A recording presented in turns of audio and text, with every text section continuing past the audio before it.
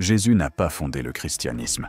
Et avant de commencer à te débattre avec cette phrase, prends juste le temps d'écouter ce que j'ai à te dire. Parce que si tu restes jusqu'à la fin, tu vas découvrir quelque chose que très peu de gens sur Terre savent encore.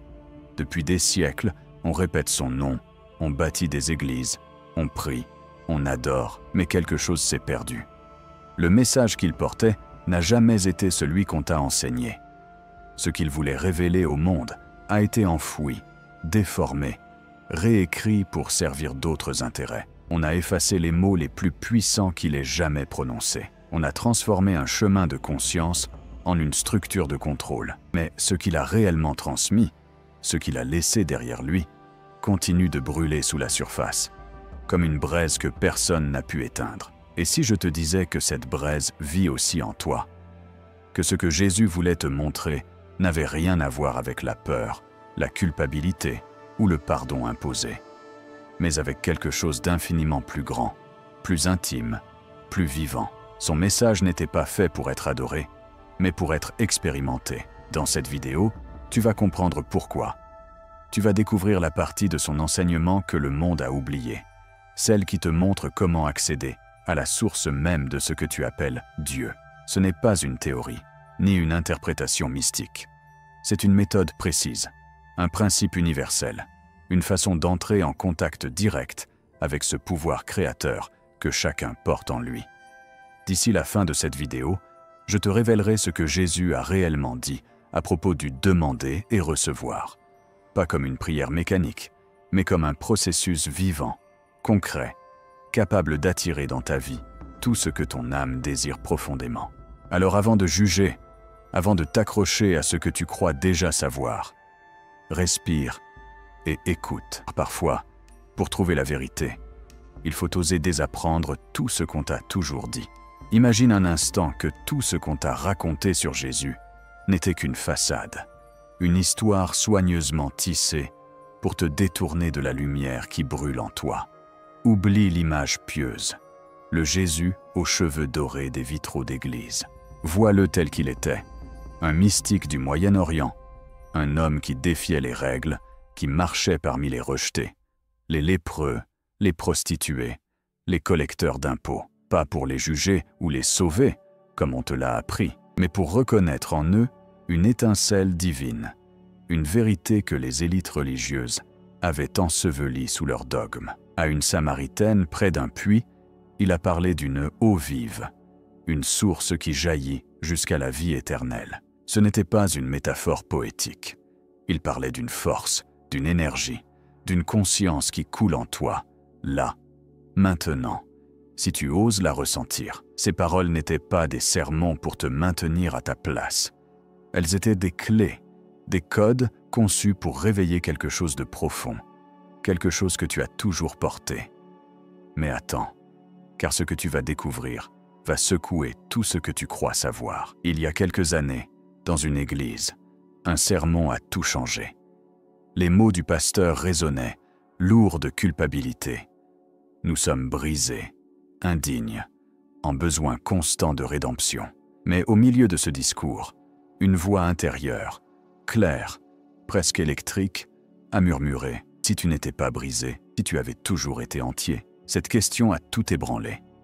Ce soir-là, en ouvrant une Bible, pas pour y chercher des règles, mais pour entendre Jésus, vraiment, ces mots ont frappé comme un éclair. « Le royaume des cieux est en vous », dit-il, dans Luc 17, 21. « Vous êtes la lumière du monde », dans Matthieu 5, 14. « Avant qu'Abraham ne fût, je suis », dans Jean 8, 58. Ce n'étaient pas des versets à mémoriser pour l'école du dimanche. C'étaient des détonateurs, des invitations à activer une puissance enfouie en toi. Jésus n'est pas venu pour être adoré. Il est venu pour te rappeler que la même flamme qui brûlait en lui vit en toi. Mais alors, comment cette vérité a-t-elle été transformée en une religion qui te fait te sentir petit, coupable, séparé de la source? La réponse est à la fois tragique et révélatrice. Et elle commence il y a des siècles, dans l'ombre d'un empire. Nous sommes en 312 après Jésus-Christ. L'empereur Constantin, à la veille d'une bataille décisive, prétend voir une croix dans le ciel, avec les mots Par ce signe, tu vaincras. Il gagne. Et ce qui suit change tout. Il légalise le christianisme, un mouvement qui se propageait comme une traînée de poudre parmi les marginaux, les esclaves, les cœurs brisés. Mais ce n'est pas un acte de foi, c'est un calcul. Constantin ne se contente pas d'adopter la foi, il la domestique. En 325, il réunit le concile de Nicée. Des évêques, des hommes de pouvoir, se rassemblent pour décider ce qu'est le christianisme. Ils votent sur les textes à inclure dans la Bible. Ils votent sur la nature de Jésus. Ils votent sur la vérité elle-même. Tu as bien entendu. Des hommes ont voté sur ce qui est divin. Mais ce qu'on ne t'a jamais dit, c'est qu'il existait d'autres évangiles. Ceux de Thomas, de Marie-Madeleine, de Philippe. Ils contenaient des enseignements profonds, des mystères qui pointaient vers une vérité dangereuse. Tu n'as pas besoin d'un prêtre, d'une église, d'un intermédiaire pour toucher le divin. Dans l'évangile de Thomas, Jésus dit « Si tu fais jaillir ce qui est en toi, cela te sauvera. Si tu ne le fais pas, cela te détruira. » Ce n'est pas une question de salut par la foi. C'est un appel à réveiller la conscience divine en toi. Ces textes étaient une menace. Ils disaient que le royaume des cieux n'est pas un lieu lointain, mais un état de conscience que tu peux atteindre maintenant. Alors, ils ont été brûlés, cachés, déclarés hérétiques. Pourquoi? Parce qu'un peuple éveillé, conscient de son pouvoir, est incontrôlable.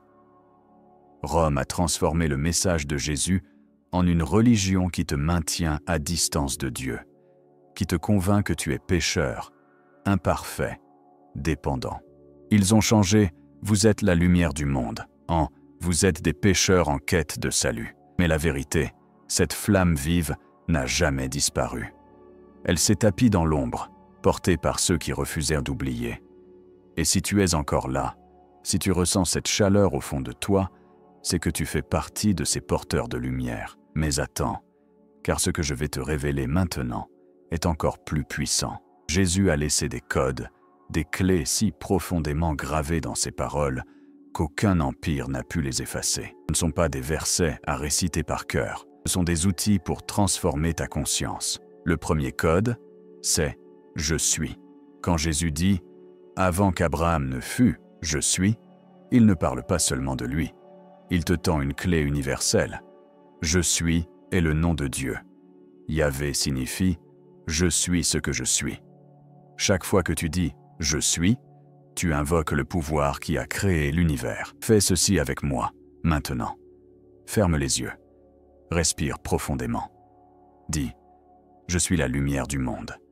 Je suis un avec la source. Je suis ce que je suis. » Sens-tu ce frisson? Ce n'est pas une pensée positive. C'est ton âme qui reconnaît sa vérité. Jésus ne t'a pas demandé de l'adorer. Il t'a montré comment devenir ce qu'il était.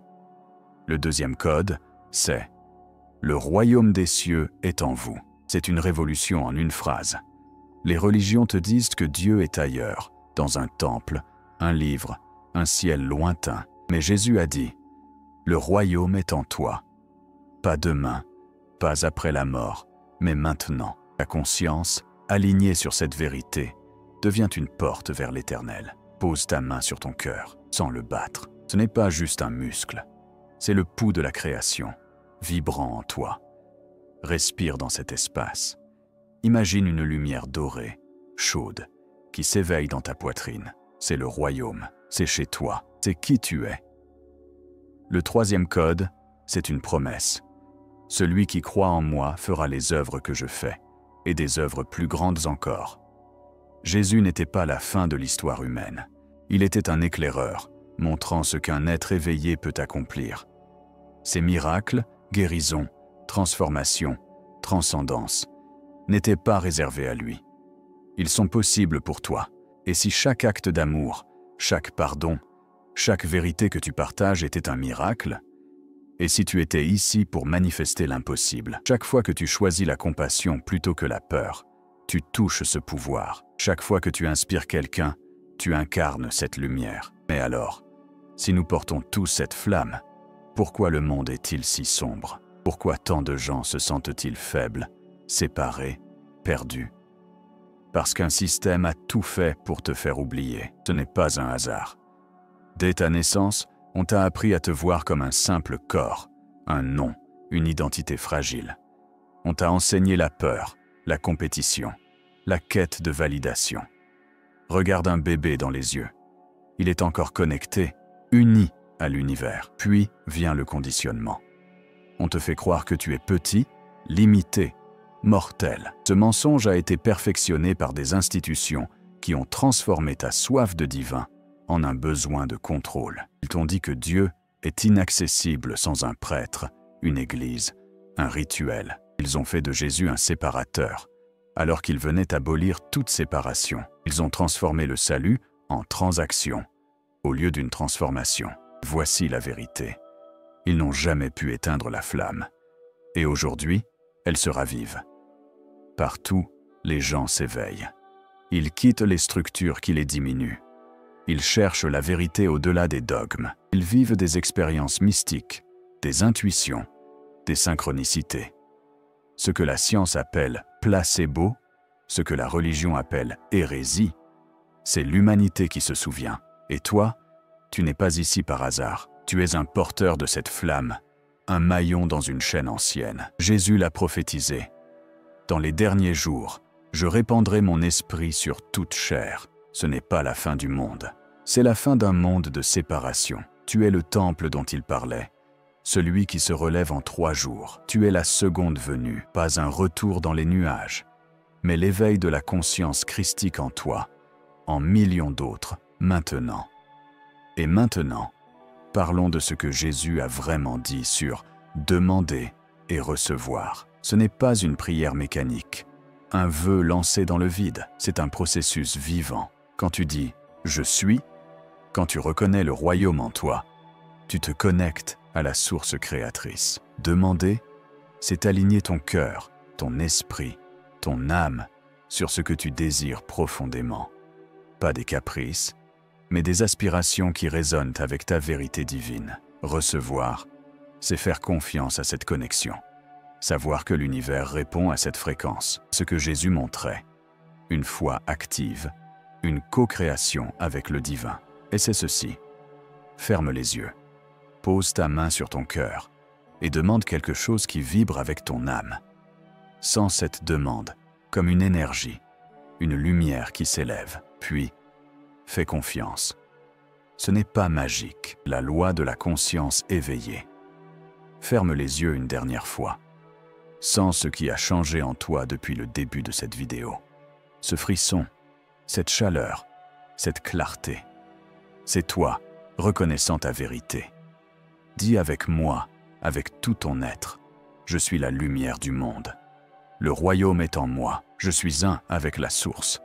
Je suis venu pour me souvenir et aider les autres à se souvenir. Ce n'est pas la fin, c'est ton commencement. Ton engagement est de vivre cette vérité, de l'incarner. Le doute viendra, reviens à ces codes. Quand le monde voudra te rapetisser, souviens-toi de cet instant. Tu es une conscience divine dans une expérience humaine.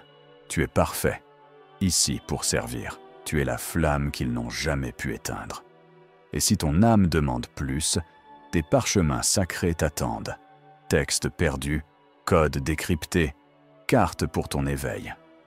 Abonne-toi, active la cloche, non pour cette vidéo, mais pour celui que tu deviens.